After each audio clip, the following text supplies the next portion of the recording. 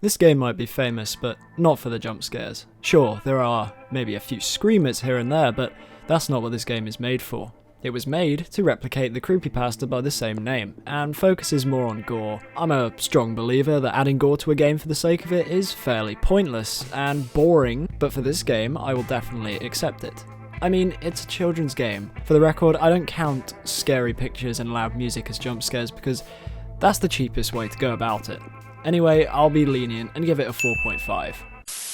Something I always look forward to in Sonic.exe games is the eerie atmosphere that goes from happy-go-lucky to sinister in seconds. Understandably, this isn't the best way to go about it, but this is Sonic.exe we're talking about here. The very fact that this game, made exclusively for kids, has been tainted with gore and fueled with nightmares is something that strangely appeals to me. The music is great as well, despite being rips from other games or drastically slowed down, therefore atmosphere receives a 7.5. Now, when we talk about the build-up to these games, and particularly the first one, I think they pulled it off fairly decently. An outstanding moment is when Tails encounters Sonic for the first time, and the red static slowly builds up as he gets closer. Playing through the first time, you'll always worry about how he'll get you this time. Is it possible to escape, I found myself asking. I'm giving Tension a 7.9. Being truthful here, I've never actually enjoyed the gameplay inside Sonic.exe. It's always been either too hard, too buggy, or just unfair. Regardless, I have to give credit where it's due. They are pretty faithful recreations of the original game, and it's fun to reminisce about the old days. Still, I can't give it higher than a 5.0. I'll be honest, I'm not sure what to say about visuals for Sonic.exe, because I can't exactly rate the visuals of the original Sonic the Hedgehog game for this video. However, there are some levels where the visuals are good enough to show. My favourite is You Can't Run, with the industrial factory setting and the blood red clouds. It's a perfect environment for the game. I also love Hide and Seek in its flaming forest. For this reason, I shall give the visuals a 6.5. You'll have to excuse me for this one, but I am such a massive fan of Sonic.exe's design. Yes, I am fully aware that it is literally the original Sonic design with red eyes, sharp teeth and covered in blood.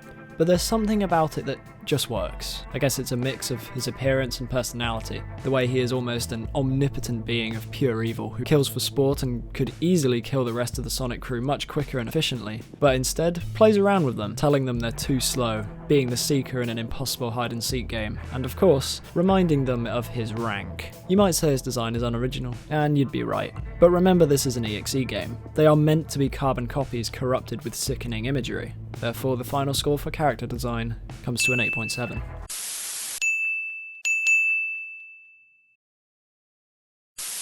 I was so ready to give this one a 10 out of 10. I don't think a horror game has ever caught me off guard as many times as this one. This could be the nostalgia speaking, but I will never be able to get those screams out of my head.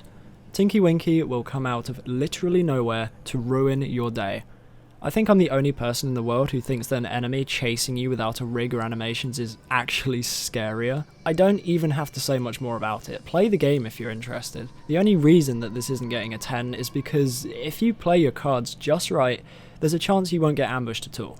9.6. I love the atmosphere created in this game, despite its simplicity. It takes place in the wonderful Teletubby land, but it's foggy, and there are corpses lying around.